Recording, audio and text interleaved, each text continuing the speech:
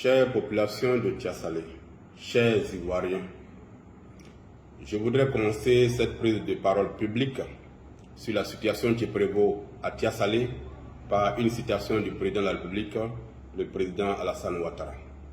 Il a dit, et je cite, « Pour vivre en paix, il faudrait que tout le monde soit respecté, y compris les lois. » À Tiasalé, cependant, en République de Côte d'Ivoire, le préfet du département, le préfet Bakaba Koné, piétine les lois depuis des mois, sans que personne ne le sanctionne. Parce que d'après lui-même, il est en mission pour que le 2 septembre, Assalé Tiemoko ne soit plus le maire de Tiasalé. À Tiasalé, le préfet Bakaba Koné a engagé le gouvernement de Côte d'Ivoire dans une machination contre le député maire que je suis, sans que le gouvernement, jusqu'à cette heure, ne réagisse, alors qu'il a été informé. Aujourd'hui, après avoir pendant 4 mois usé de tous les recours hiérarchiques possibles sans aucun résultat, j'ai décidé de m'adresser aux Ivoiriens que vous êtes pour l'histoire. Si nous ne voulons pas laisser en héritage à nos enfants une société où l'injustice et l'arbitraire, le 2 poids 2 mesures et la loi du plus fort et du plus riche seront les seules règles, nous devons tous appeler à l'application de la loi avec la même rigueur dans toutes les circonstances. Ce jour, j'ai décidé de prendre la parole publiquement, après avoir fait preuve de la plus grande patience depuis 4 mois, après avoir suivi toutes les voies légales pour vous présenter la situation dangereuse qui prévaut à Tiasalé. On dit que les préfets ne peuvent pas jouer un rôle dans l'organisation des élections. Cela n'est vrai qu'en théorie. Mais dans la pratique, un préfet conditionné, un préfet partisan et militant peut jouer un rôle majeur dans le processus électoral dans notre pays. C'est le cas du préfet de Tiasalé. Les éléments qui suivent en sont la preuve. 1. Un préfet qui participe à la transhumance des électeurs. Pendant la période de révision de la liste électorale dans la ville de Tiasalé, le préfet Bakaba Koné a joué un rôle majeur dans l'enrôlement des personnes convoyées par cars entiers dans la ville de Tiasalé. Il a donné des ordres à la police afin qu'elle mette aux arrêts le 3e adjoint au maire qui aurait tenté, d'après lui, de s'opposer au déversement des personnes convoyées dans la ville. Le préfet a demandé au maire que je suis de laisser les personnes convoyées dans la ville de Tiasalé s'enrôler et d'attendre la période du contentieux pour me plaindre. Le préfet a également donné des instructions aux policiers de ne pas répondre à la moindre instruction ni à la moindre sollicitation du maire pendant toute la période électorale, toute la période de l'enrôlement. 2. Un préfet qui piétine les lois de notre pays.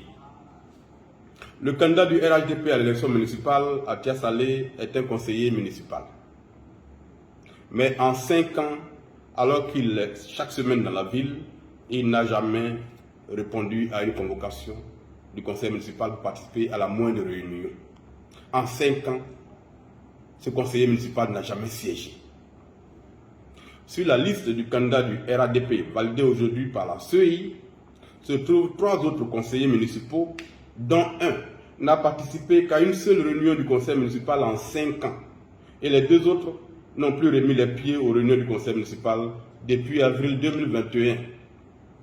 En application de l'article 38 de la loi de 2012 sur les collectivités, j'ai saisi le 14 juin 2022 le préfet de Tiasalé d'une requête en démission d'office contre ses conseillers qui ne siègent pas.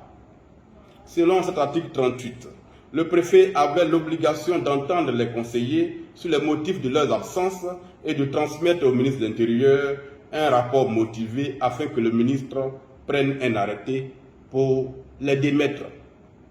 Cela fait, en application de l'article 39 de la même loi, ces conseillers ne pouvaient pas se présenter aux élections municipales du 2 septembre prochain. Entendre les conseillers qui n'ont pas siégé et transmettre le rapport motivé au ministre de l'Intérieur, c'est tout ce que la loi demande au préfet de faire quand il est saisi par le maire ou par le président du conseil régional. le préfet n'a pas le droit de faire autre chose. Il ne peut pas agir en dehors de la loi. Alors que le préfet de Tiasalé, à 3 reprises, m'a assuré avoir entendu les conseillers concernés et transmis son rapport au ministre de l'Intérieur, j'ai découvert le 5 juin 2023, soit près d'un an plus tard, que le préfet de Tiasalé n'a transmis aucun rapport au ministre de l'Intérieur. Il n'a même pas entendu les conseillers concernés. Il a donc objectivement menti, et cela à 3 reprises, à l'autorité municipale que je suis. Le 12 juin 2023, j'ai rencontré le ministre de l'Intérieur en compagnie de 3 de ses collaborateurs. Au cours de cette rencontre, le ministre a dit n'avoir jamais reçu de rapport de la part du préfet de Tiasalé relatif aux conseillers municipaux qui n'ont pas siégé. Le 14 juin 2023, j'ai écrit au préfet afin qu'il me remette une copie du bordereau de transmission au ministre de l'Intérieur de son rapport qu'il prétendait avoir transmis. Il n'a donné aucune suite à ma requête jusqu'à ce jour. Le 26 juin, j'ai saisi par écrit le directeur général de la décentralisation et du développement local, aux fins d'inviter par écrit le préfet de Tiasalé à transmettre son rapport relatif à ma requête au ministre de l'Intérieur afin que la procédure qu'il a bloquée pendant plus d'1 an suive son cours et qu'il arrête de piétiner la loi de la République. Le directeur de la décentralisation a écrit au préfet de Tiasalé et m'a informé par écrit de la transmission de cette correspondance. À ce jour, la preuve a été faite que le préfet n'a jamais rien transmis, ni au ministre de l'Intérieur, ni alors même qu'il l'a promis au directeur général de la décentralisation et du développement local. Le préfet de Tiasalé a pris donc sur lui l'incroyable responsabilité de neutraliser la loi afin de faire en sorte et de façon assumée, mais totalement illégale, que la loi faite pour tous ne s'applique pas à son protégé, qui est le candidat du RHDP aux élections municipales à Tiasalé. Résultat de cette illégalité, ce conseiller municipal qui, en 5 années consécutives, n'a participé à aucune réunion du conseil municipal, et les autres conseillers municipaux de sa liste qui n'ont pas siégé, ont vu leur candidature validée par la CEI centrale. Par conséquent, la liste au municipal du candidat du RHDP est la liste de ceux qu'on peut qualifier de personnes au-dessus des lois en Côte d'Ivoire. J'observe que devant cette forfaiture, le préfet de Tiasalé, qui en est l'instigateur conditionné, n'a pas été sanctionné par la tutelle. Je ne proteste pas contre ces agissements illégaux du préfet de Tiasalé parce que j'aurais peur d'affronter le candidat du RHDP au municipal. Non, je n'ai pas peur de ce candidat. Ce n'est pas un homme nouveau et je l'ai déjà affronté à 2 reprises dans les élections à Tiasalé ici. Je proteste parce que l'arbitraire et le 2 poids 2 mesures ne doivent pas devenir une norme dans notre pays lorsque le fautif est estampillé RHDP. Et donc la loi s'arrête à sa porte. Cela n'est pas acceptable. À Agoville, pour les mêmes faits, le conseiller régional Mbo le matin n'a pu se présenter pour les élections régionales à venir parce que la loi lui a été appliquée intégralement. À Agoville, le préfet de région, préfet du département d'Agoville, a fait son travail et la loi a été appliquée. À Tiasalé, le préfet et le candidat du RHDP sont au-dessus des lois. Et ce n'est pas acceptable. Quelqu'un qui refuse de siéger pendant 5 ans sans aucun motif ne peut être candidat à l'élection qui suit parce qu'il n'a aucun respect pour les populations qui l'ont désigné comme conseiller municipal. C'est ce que dit l'article 39 de la loi sur les collectivités territoriales. Et la loi est dure, mais c'est la loi. Elle doit s'appliquer avec la même rigueur à ceux qui sont au pouvoir comme à ceux qui sont dans l'opposition. Elle doit s'appliquer avec la même rigueur à ceux qui sont pauvres, donc faibles, comme à ceux qui sont riches, donc forts. C'est ce que recouvre la notion d'état de droit. Dans un état de droit où la loi est la même pour tous, un préfet n'a pas le droit d'user de manœuvres dilatoires pour soustraire de la rigueur de la loi des fautifs qui y succombent. C'est une faute grave et des sanctions exemplaires doivent être prises contre un tel préfet pour que ce précédent grave ne soit pas une norme dans notre pays. Sauf si ce préfet, effectivement, comme il le dit lui-même, est en mission pour agir ainsi. 3. Le préfet a engagé le gouvernement dans un complot contre le maire de Tiasalé. Le 6 avril 2023, et vous vous en souviendrez, chers Ivoiriens, les sociétés de téléphonie mobile, sous la pression de la RTCI, ont multiplié par 2 leur tarification pour la data dans notre pays. Les Ivoiriens, majoritairement, ont rejeté cette décision. En ma qualité de député de la nation, donc de représentant des populations que vous êtes, j'ai porté votre voix pour accentuer la protestation citoyenne dans ce qui a été appelé la crise de la data en Côte d'Ivoire. Je ne savais pas qu'en agissant ainsi, qu'en accomplissant mon devoir de député, j'avais signé, selon le préfet de Tiasalé, mon arrêt de mort politique. Le 26 avril 2023, le préfet de Tiasalé a confié en petit comité à des gens qu'il avait reçu des instructions fermes de la part du gouvernement pour faire en sorte qu'au soir du 2 septembre, la mairie de Tiasalé revienne au candidat du RHDP. Parce que j'aurais, d'après lui, tenté de provoquer des troubles à l'ordre public pendant la crise de la data et que le gouvernement ne me pardonnera jamais un tel affront. Ce sont les mots du préfet qui m'ont été rapportés. Mais me diriez-vous, ce ne sont que des on-dit, des rumeurs, et vous aurez raison. Sauf que je suis journaliste d'investigation et que j'ai les moyens d'obtenir des preuves. Et je me suis donné les moyens d'obtenir des preuves sur les choses d'une gravité exceptionnelle que racontait le préfet de Tiasalé. Le 29 avril 2023, le préfet de Tiasalé, qui pense qu'il est tellement protégé qu'il peut se permettre de violer le statut du corps préfectoral en révélant des secrets d'État, s'est encore répandu contre le maire de Tiasalé. En effet, dans un enregistrement audio que je me suis procuré et qui a été authentifié, y compris au ministère de l'Intérieur où j'ai produit une copie, le préfet de Tiasalé dit les choses suivantes. Il se demande où le maire de Tiasalé, qu'il appelle l'autre qui fait beaucoup de tapage, va trouver l'argent pour faire campagne et battre les gens du RHDP. C'est le préfet qui se pose cette question dans cet audio. C'est que le candidat du RHDP, le préfet de Tiasalé, disent, à qui veut l'entendre depuis des mois, que le parti au pouvoir aurait pris des dispositions pour que le maire de Tiasalé n'ait aucune rentrée d'argent pour mener des activités, et surtout pour faire campagne. C'est ce que répète le préfet dans cet enregistrement audio. Le préfet, dans cet enregistrement également, affirme avec légèreté qu'en raison du rôle que le député maire de Tiasalé a joué lors de la crise de la data, le gouvernement l'attend au tournant à l'occasion des élections qui arrivent.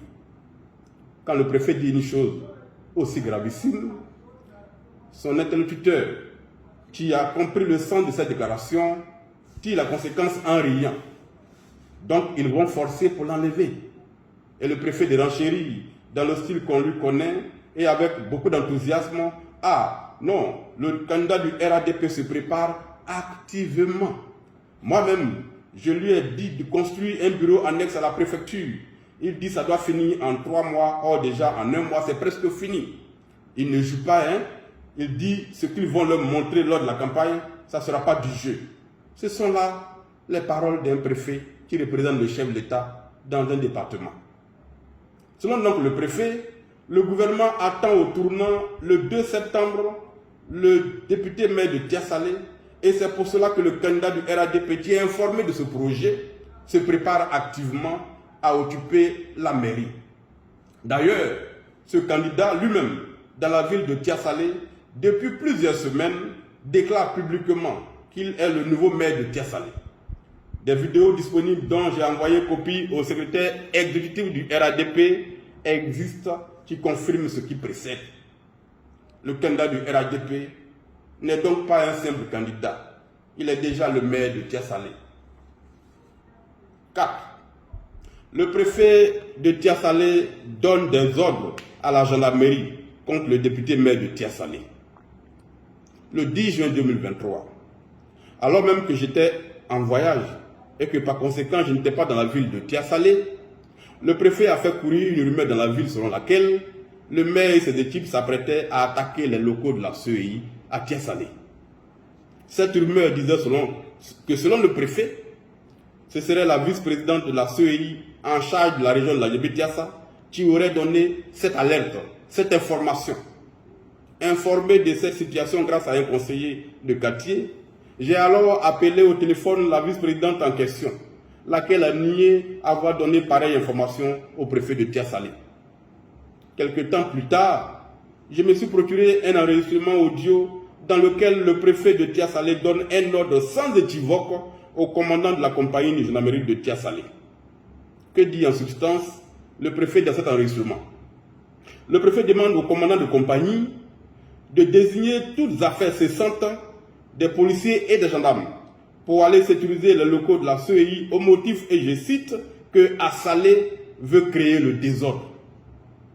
Comment un préfet peut-il donner de tels ordres aux forces de l'ordre contre le maire d'une ville alors qu'il n'a aucun élément qui lui permette de dire que le maire a conçu un tel projet et qui plus est, alors même que le maire est absent de la ville? En agissant ainsi qu'il l'a fait le 10 juin, le préfet de Tia-Salé a mis gravement ma sécurité et ma vie en danger. J'ai transmis cet audio au commandement supérieur de la gendarmerie et au ministère de l'Intérieur. Cet agissement du préfet est exactement un avant-goût, un signe avant-coureur du rôle qu'il jouera le 2 septembre quand il donnera des ordres illégaux aux forces de l'ordre contre mes équipes afin de favoriser les gens du RADP comme il l'a fait pendant la révision de la liste électorale. Le plan que le préfet entend mettre en œuvre le 2 septembre, je le connais déjà. J'en ai vu les couleurs pendant la révision de la liste électorale à l'occasion de laquelle il a fait preuve d'un zèle et d'un activisme militant qui ont choqué tous les observateurs à Tia-Salé. 5. Le préfet de Tia-Salé traite le député maire de Tokar, qui n'est plus lucide et qui a compris qu'il a perdu les élections. Oui, vous avez bien entendu, le préfet traite le député maire de Tia-Salé de Tokar, qui a déjà perdu les élections. Dans 2 autres enregistrements audio que je me suis procurés, et oui, le préfet de Tia-Salé, après avoir traité le député maire de la ville que je suis, de Tokar, qui n'est plus lucide, conclut que je n'irai plus aux élections parce que j'ai compris que j'ai déjà perdu. À l'écouter, on en déduit que, ayant la police des élections, il a même déjà rédigé son rapport du 2 septembre, car il dit que si je perds les élections, je dirais qu'il y a eu de la transhumance, des fraudes et que, par conséquent, j'ai préparé la mentalité des populations à refuser ma défaite inéluctable, donc à s'aimer des troupes dans la ville de Tia-Salé. En possession de tous ces éléments de preuve sur le comportement gravissime du préfet, j'ai saisi le ministère de l'Intérieur pour la 2e fois le 12 juin 2023. 6. Au ministère de l'Intérieur, le 5 mai 2023, pour la première fois, j'ai adressé un courrier au ministre de l'Intérieur dans lequel j'ai demandé que le préfet de Tia-Salé, pour avoir violé toutes les obligations de sa charge, contenues dans le statut du corps préfectoral, soit relevé de ses fonctions, ainsi que cela a été fait pour la sous-préfète de Maple, à qui il a été reproché des choses 50 fois moins graves que ce qu'a fait le préfet de Tia-Salé. Pourtant, en 48 heures, ce sous-préfet a été licencié, a été suspendu. À la suite de ce courrier du 5 mai, puis celui du 12 juin, j'ai transféré au ministère de l'Intérieur tous les enregistrements audio, plus des preuves écrites de ce que le préfet de Tia-Salé est devenu le directeur de campagne officiel du candidat du RADP et donc est devenu mon premier adversaire politique puisqu'il représente l'État de Côte d'Ivoire dans la ville de Tia-Salé. Le 12 juin, le ministre de l'Intérieur, le général Wagondo Djumandé, que je voudrais remercier au passage pour l'écoute qu'il m'a accordée, m'a reçu à son cabinet en présence du directeur de cabinet, du directeur général de l'administration du territoire et du directeur de cabinet adjoint. Après avoir exposé l'ensemble des griefs documentés que j'avais contre le préfet de Tia-Salé, que j'ai qualifié de premier responsable, premier adversaire politique du maire de Tia-Salé, j'ai demandé au ministre de l'Intérieur de retirer de la ville de Tia-Salé ce préfet militant qui est maintenu à la préfecture de Tia-Salé alors qu'il est atteint par l'âge de la retraite depuis décembre 2021. Autrement, il serait à la base des violences qui pourraient survenir pour la première fois à Tia-Salé pendant les élections du 2 septembre 2023. Oui, le préfet est à la retraite depuis 2 ans, mais comme il le dit lui-même, il est maintenu parce qu'il a une mission qui termine le 2 septembre 2023. C'est-à-dire provoquer la chute du maire de Tia-Salé. Le ministre de l'Intérieur, après mon exposé, et après avoir précisé qu'il avait écouté toutes les audios que j'avais remise au ministère, a donné la parole successivement à ces 3 collaborateurs qui sont tous des préfets hors grade. Les 3 collaborateurs ont tous déclaré que si les faits développés par moi sont avérés, il y a bel et bien faute, mais tous s'en sont remis à la sagesse du ministre pour prendre la décision qui s'imposait. Le ministre de l'Intérieur, à la suite de ses collaborateurs, a reconnu la délicatesse de l'affaire. Il a demandé que le préfet soit convoqué pour être entendu et mis en face de ces déclarations graves contenues dans les enregistrements produits par mes soins. Le ministre m'a remercié pour ma démarche républicaine qui a permis d'éviter un scandale en ne mettant pas sur la place publique les audios dans lesquels un préfet engage la responsabilité du gouvernement dans un complot contre un élu de la nation. Effectivement, 24 heures après cette rencontre, le préfet a été convoqué et entendu au ministère de l'Intérieur. J'ai cependant et malheureusement noté qu'après cette audition, le préfet n'a subi aucune sanction. Pourquoi? Je n'en sais rien. De retour à Tiasalé, le préfet a annoncé qu'il était en congé et s'est éloigné de la préfecture en confiant l'intérim à la secrétaire générale de la préfecture. Aujourd'hui, j'ai compris que ce prétendu congé n'était qu'une manœuvre orchestrée pour gagner du temps. En effet, alors qu'il prétendait être en congé, le 19 juillet 2023, le préfet de Tiasalé, en violation totale de son obligation de réserve, s'est répandu encore et cette fois dans la presse contre le député maire de Tiasalé, au motif que j'aurais déclaré qu'il aurait été révoqué de ses fonctions, ce qui était totalement faux, car je n'ai jamais dit pareille chose. J'ai envoyé les propos tenus par le préfet dans la presse au ministre de l'Intérieur pour encore une fois attirer leur attention sur le comportement inacceptable du préfet qui, manifestement assuré de l'impunité dont il bénéficie, a décidé d'agir maintenant à visage découvert contre l'élu de la commune de Tiasalé. Le vendredi 21 et le samedi 22 juillet, j'ai reçu à Tiasalé une mission de médiation envoyée par le ministère de l'Intérieur, mission conduite par le préfet hors grade d'Akouri, conseiller spécial du ministre de l'Intérieur. Cette mission avait pour objectif, je l'ai compris plus tard, de me convaincre de laisser tomber l'affaire et de me réconcilier avec le préfet, malgré toutes les fautes graves qu'il avait commises et continuait de commettre. Après 2 rencontres d'échange, de plus de 2 heures chacune à mon cabinet, la mission de médiation s'est soldée par un échec, car j'ai considéré, et à raison, cette démarche comme la confirmation définitive du fait qu'effectivement, le préfet de Tiasalé était en mission pour le compte, d'après lui-même du gouvernement, contre le maire de Tiasalé, et que cette mission, comme il a dit lui-même, est de faire en sorte que le 2 septembre, le maire de Tiasalé ne soit plus à la mairie, peu importe le résultat des urnes. J'ai donc prié le préfet d'Akouri, chef de la mission, d'informer M. le ministre de l'Intérieur que si, au 31 juillet 2023, le préfet de Tiasalé n'avait pas été retiré de cette ville, je prendrai publiquement la parole pour m'adresser à l'opinion nationale et internationale. Et je mettrai sur la place publique les audios à ma possession pour que les Ivoiriens comprennent la machination en cours en ce moment à Tiasalé et dont l'objectif final est d'opérer un braquage électoral dont la charge a été confiée au préfet de Tiasalé.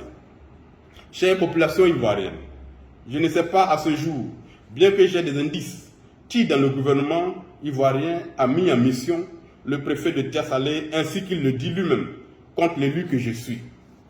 Je ne sais pas qui exactement dans le gouvernement a dit au préfet que le gouvernement attend au tournant le maire de Tiasalé le 2 septembre parce qu'il a défendu les Ivoiriens pendant la crise de la data. Je n'engage donc pas tout le gouvernement dans cette affaire. C'est pour cela qu'après le ministre de l'Intérieur, j'ai écrit au Premier ministre le 19 juin 2023, puis après au président de la République le 5 juillet 2023, au fin d'appeler leur attention sur la situation qui prévaut à Tiasalé, situation objectivement orchestrée par le préfet et qui pourrait déboucher sur de graves violences à l'occasion des élections à venir. Je n'ai pas eu à ce jour, ni de la part de la primature, ni de la part de la présidente de la République, une suite à ces courriers. Je n'en tire cependant aucune conclusion hâtive. Ils n'ont peut-être pas eu écho de ces courriers. Tout est possible. J'appelle donc le gouvernement de Côte d'Ivoire à faire en sorte que toute la lumière soit faite sur cette affaire, pour que le préfet de Tia-Salé dise quelle autorité dans le gouvernement l'a mis en mission contre le député maire Assalé Tiemoko, au motif que ce dernier a défendu les populations ivoiriennes contre les agissements des multinationales du secteur de la téléphonie mobile. En attendant cela, et vu que le temps passe et que malgré les évidences et les preuves, rien n'est fait pour appliquer la loi au préfet de Tia-Salé, j'ai décidé d'ébruiter l'affaire, de diffuser les audios pour ma propre sécurité, car je ne me sens plus en sécurité ni à Tia-Salé ni à Abidjan avec un préfet qui peut se permettre de donner des ordres mensongers aux forces de l'ordre. Autre élément à verser à cette affaire et qui peut avoir un lien avec ce qui se passe à Tia-Salé, c'est que, à l'affichage de la liste électorale provisoire, mes équipes et moi avons découvert que des individus de nationalité étrangère, connus notoirement comme tels à Tia-Salé, se sont retrouvés pour la première fois sur la liste électorale de la commune de Tia-Salé.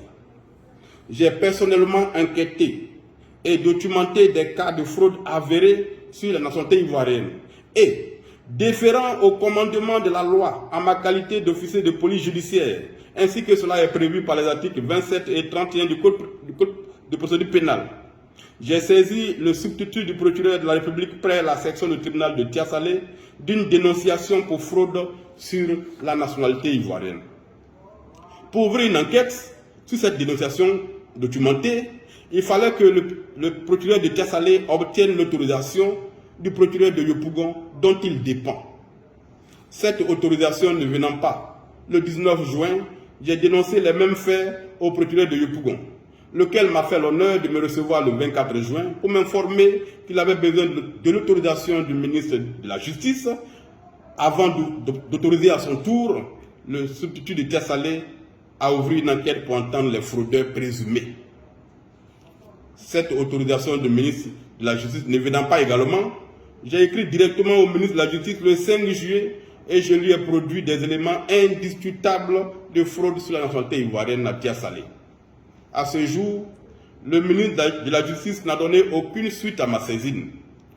Il le fera peut-être un jour pour qu'une enquête soit ouverte sur ces fraudes présumées. Devant le silence du ministre, cependant, j'ai requis à mes frais les services d'un commissaire de justice au fin de saisir la section du tribunal de Tia-Salé d'une procédure en citation directe contre les fraudeurs présumés, dont certains sont dans l'équipe de campagne du candidat du RADP et sont même présidents de section de base du RADP Tia-Salé, pour qu'ils soient interrogés sur les conditions dans lesquelles ils ont pu se faire délivrer la carte d'identité nationale ivoirienne. La première audience après cette saisine est fixée pour le 18 octobre prochain parce qu'entre-temps, les vacances judiciaires sont intervenues. En attendant cela, le 2 septembre, ces personnes soupçonnées d'avoir fraudé sur la nationalité ivoirienne, ou plus précisément, qui ont fait de fausses déclarations pour se procurer des documents d'identité ivoiriens et qui se sont inscrits sur la liste électorale de la commune de Tia-Salé en toute fraude de la loi, iront voter alors qu'ils n'en ont pas le droit, parce que le ministère n'a pas encore réagi pour que la loi s'applique à eux. J'observe qu'alors qu'on poursuit à grande publicité des personnes pour fraude sur des passeports ivoiriens à Tia-Salé, les fraudeurs sont à la fête, car se sentant protégés. Pourquoi le ministère de la Justice garde le silence sur cette affaire? Demain peut-être, on saura la vérité. C'est pour tout ce qui précède et qui me chagrine énormément, qui apparaît comme le resserrement jour après jour de l'étau de la puissance publique contre un élu, que j'ai décidé de parler publiquement pour ma propre sécurité, mise en danger par un préfet au-dessus des lois. Chers Ivoiriens, chère population de Tia-Salé, voilà pour les faits. Mais cette prise de parole devient longue et il me faut la conclure. Le 31 juillet, en prélude à cette prise de parole, j'ai organisé une série de rencontres à Tia-Salé. J'ai reçu et informé les chefs des villages de la commune de tout ce qui précède. J'ai reçu et informé les conseillers municipaux de cette situation. J'ai reçu et informé les chefs de communauté de Tia-Salé de ce complot en cours d'exécution et dont le préfet est le maître d'ouvrage. J'ai reçu et informé les membres de l'association des pasteurs évangéliques de Tia-Salé de la guerre menée contre un élu pour avoir défendu les Ivoiriens. J'ai échangé également dans la soirée du 31 juillet avec les imams et les curés de l'église catholique de Tia-Salé. Conclusion. Selon le préfet de Tia-Salé, au motif que j'ai défendu les Ivoiriens pendant la crise de la data, le gouvernement m'attend au tournant le 2 septembre et il sera fait usage de tous les moyens pour qu'il me soit retiré la légitimité qui me permet de parler au nom des populations de Côte d'Ivoire. Après la mairie qu'ils veulent récupérer par tous les moyens, ce sera comme ils l'ont déjà annoncé sur le terrain, les législatives. Aujourd'hui à Tia-Salé, sous la protection du préfet qui harcèle les forces de l'ordre par des coups de fil incessants, le candidat du RADP se permet tout. Il dit qu'il est le nouveau maire en exercice de la ville et il le dit publiquement au cours des cérémonies. Il tente de corrompre mes collaborateurs en leur proposant de l'argent, en leur promettant des promotions dans l'administration. Je l'ai même interpellé par écrit de cette façon de faire. Il a envahi la ville avec des pancartes de campagne, distribué des t-shirts de campagne marqués élections municipales 2023 et déjà portés par les militants du RADP à Tia-Salé. Ces équipes parcourent les domiciles dans la ville pour y récupérer, y compris par la menace, les cartes d'électeurs et les cartes d'identité de nombreuses populations, tant dans la ville que dans les villages. Tout cela se passe sous les yeux du préfet, qui cautionne tout, puisqu'il est le maître d'ouvrage de l'opération dégagée à Salé Timoko par tous les moyens le 2 septembre. La CEI de Tia-Salé est désormais dirigée par un collaborateur du candidat du RADP, ex-président de l'association des enseignants RADP de Tia-Salé. Pendant la période de la révision de la liste électorale, alors que ce président militant remettait chaque soir les statistiques des personnes enrôlées au candidat du RADP, jamais il n'a accepté de remettre copie de ces statistiques au maire de la ville. J'ai été voir le préfet à son cabinet pour lui exposer cette situation. Le préfet n'a donné aucune suite et je n'ai eu aucune statistique de l'enrôlement jusqu'à la fin du processus. Le 23 janvier 2023, j'ai saisi le président de la commission électorale indépendante à Abidjan de cette flagrante collusion entre le bureau de la CEI Tia-Salé et le candidat du RADP. Cette collusion entre les deux entités a permis le recrutement à 100% de militants du RADP pour la révision de la liste électorale. Tous les jeunes non marqués RADP qui ont déposé leur candidature n'ont pas été retenus. C'est exactement ce qui va se passer, ce qui va se faire encore le 2 septembre pour la désignation des responsables des bureaux de vote, qui seront essentiellement, et sauf miracle, des enseignants estampillés RADP, comme c'est le cas ici à Tia-Salé. Chère population de Tia-Salé, chers Ivoiriens, les questions qui se dégagent de tout ce qui précède sont les suivantes. 1.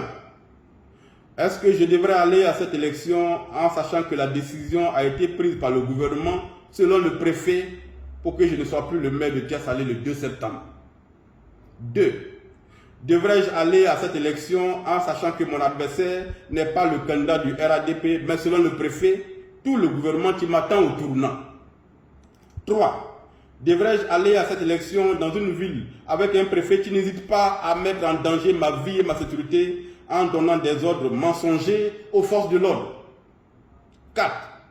Devrais-je aller à cette élection en sachant que le préfet a déjà rédigé son rapport du 2 septembre en disant déjà que j'ai préparé les mentalités des populations à refuser ma défaite et que je serai par conséquent responsable des violences qu'ils vont eux-mêmes orchestrer?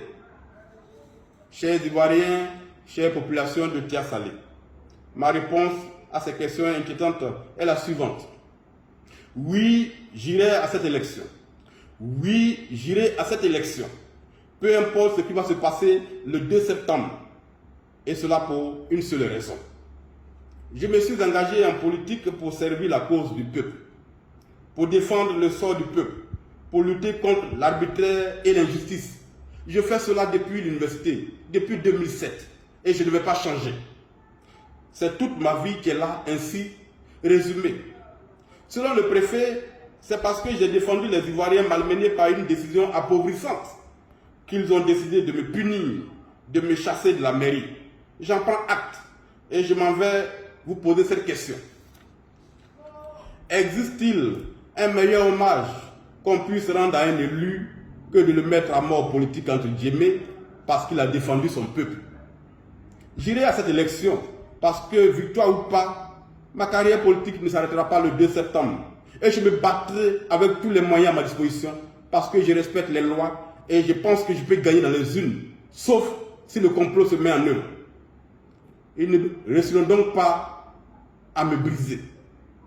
J'appelle les populations de Tia-Salé au calme et à se mobiliser pour aller exprimer le 2 septembre leur choix souverain dans les urnes. J'appelle le secrétaire général de la FESI, M. Alain Sinclair, à tenir éloigné son organisation des élections de Tia-Salé. Je l'appelle précisément à interpeller le secrétaire de la FESI au campus d'Abobo, à renoncer à la mission qui lui a été confiée pour le 2 septembre et pour laquelle il a déjà séjourné à plusieurs reprises dans la ville de Tia-Salé, aux côtés des gens du RADP. J'appelle toutes les personnes qui n'ont aucun intérêt à Tia-Salé et qui cependant ont été convoyées pour s'enrôler à Tia-Salé, à rester chez elles le 2 septembre 2023. La nouvelle Côte d'Ivoire pour laquelle nous nous battons ne se construira pas avec des dirigeants locaux désignés par des mercenaires électoraux et qui n'auront donc aucun compte à rendre aux populations qu'ils veulent gouverner. La politique, on l'a fait pour que les gens vivent et vivent mieux, pas pour qu'ils meurent. C'est cela ma philosophie. Je n'ai pas été un mauvais maire, un maire paresseux, sans compétence. J'ai un bilan à la tête de la commune de Tia-Salé. J'ai apporté en 5 ans à cette commune et à ces villages et campements rattachés ce qu'ils n'ont pas reçu en plus de 25 ans. Je fais partie des meilleurs maires de ce pays. Le 2e prix national d'excellence, ici même à ma gauche, m'a été décerné par le chef de l'État pour mes résultats sur le terrain. J'irai donc à cette élection et je me battrai jusqu'au bout avec les moyens légaux. Je ferai face à tous les comploteurs réunis, y compris le préfet. Et quel que soit ce qui se passera, je resterai la tête haute dans ce pays et ma carrière politique ne s'arrêtera pas parce que j'aurai perdu une mairie. Parce que l'avenir est pour moi. Que Dieu bénisse la Côte d'Ivoire et que Dieu bénisse la Côte d'Ivoire et tous les hommes justes qui y vivent. Que Dieu bénisse Tia-Salé.